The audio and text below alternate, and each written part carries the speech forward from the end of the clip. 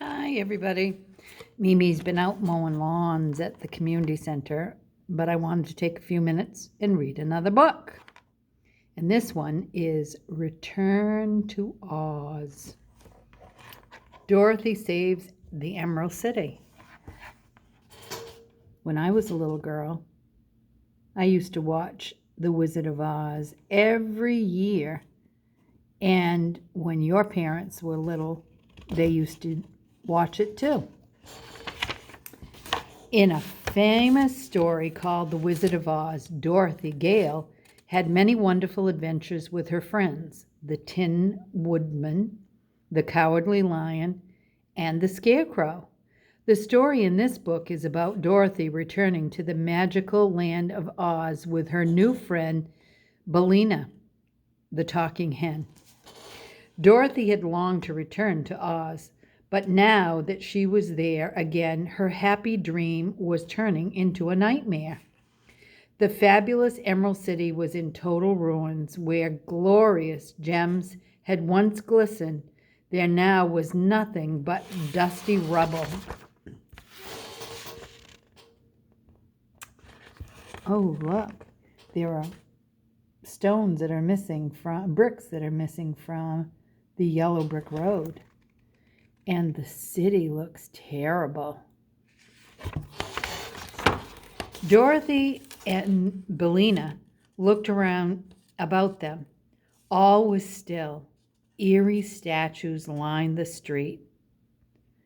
"What do you suppose happened here?" Billina asked. "I don't know," Dorothy replied. "It looks as if the people of Oz have been turned into stone."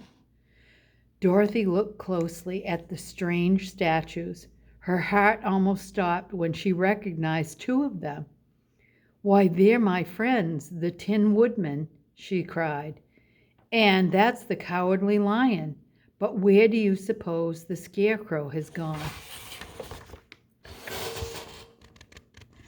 Look at the statues. And there they are. There's the Tin Man and the lion. Dorothy and Billina picked through the rocks. They could not find a trace of the Scarecrow anywhere. But in a hidden corner of the city, they found a friendly-looking mechanical man. Tik-Tok did not know what had happened to the Scarecrow, but he promised to try to help them find out. So Dorothy, Billina, and Tik-Tok set off together to search for the Scarecrow. After a while, they came to the castle of Princess Mombi. Mombi told them that the Scarecrow had been captured by the terrible Nor King, who had destroyed the Emerald City. The friends wanted to leave right away for the Nor King's mountain. There's Tik-Tok. And there is the princess. But Mombi was really a wicked witch, and she would not let them leave. She locked them in a small room high up in the tallest tower.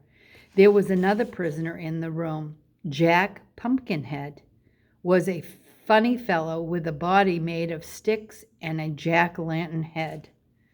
When he first saw Dorothy, Jack thought she was his missing mother. "You look an awful lot like her," he said. Dorothy told him who she really was and that she and her friends were looking for the Scarecrow. "I'll come too," Jack said. "Maybe we'll find my mom along the way." His skinny fingers helped them unlock the door. Soon they had escaped and were on their way. There's the Pumpkinhead man. There's the big door. It was not long before Dorothy, Billina, Tik-Tok, and Jack came to the Nor King's mountain. There they found that the cruel Nor King had turned the Scarecrow into an ornament for his palace. But Dorothy knew how to break the spell. She took the ornament in her hand and said, "Oz!" And there was the Scarecrow, safe and sound. As soon as the spell was broken, the Nor King's mountain began to crumble. Heavy rocks fell all around. "How will we ever get out of here?" Dorothy cried. Then she saw a red glow in the rubble. "The ruby slippers!" she exclaimed. They were the magic shoes she had left behind on her first visit to Oz. She quickly put them on.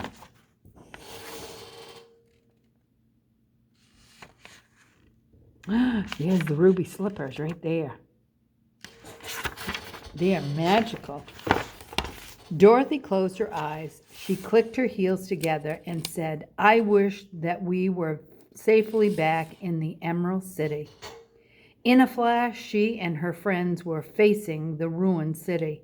Dorothy clicked her heels together again and said, "I wish that all the emeralds would be returned to the Emerald City, and that everyone who turned to stone would be returned to life." The city was lit by a gentle glow. The stones began to shimmer. Soon everything was bathed in a bright green light. Ooh, that's a horrible place. But look, it's changing.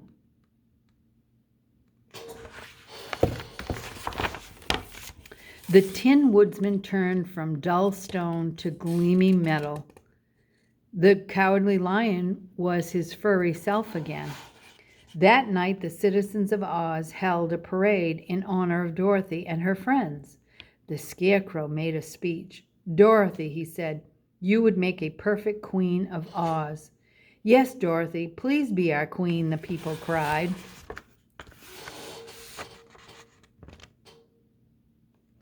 There they are, looking pretty special. Look at them. They're playing music, and they're all gathered to hear what Dorothy has to say.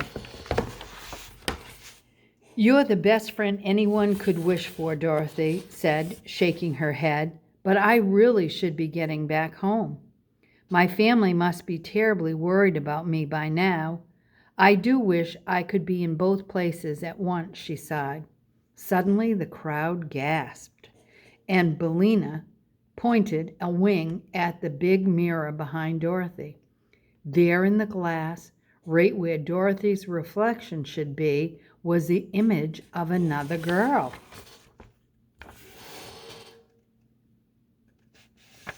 Wasn't she pretty?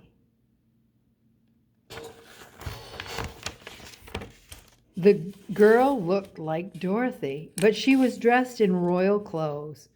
Dorothy stared at her in wonder. "Why, it's me," Dorothy said. "But it can't be me." The reflection smiled and said softly, "Help me step through the glass, Dorothy." Dorothy held out her hand, and so did the girl. Their fingers touched. The glass rippled as the girl stepped out of the mirror and into the throne room.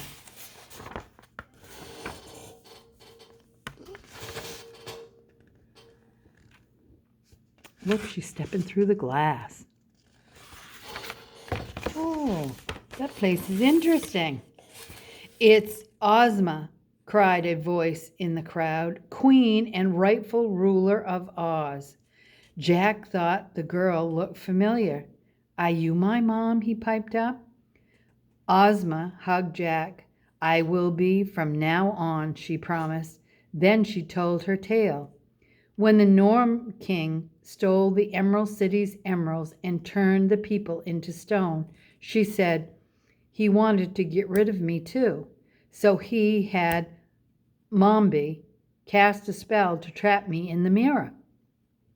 I've been there ever since, till you came to free me. Thank you, Dorothy."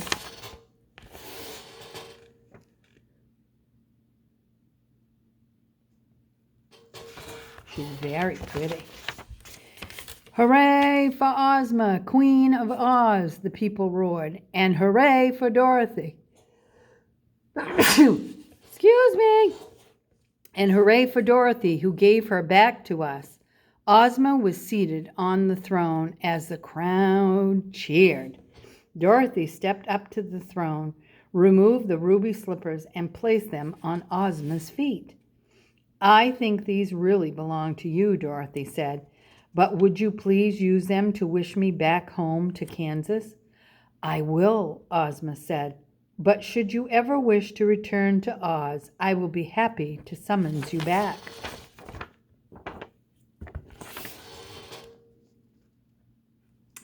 Oh, and look, there's the ruby slippers.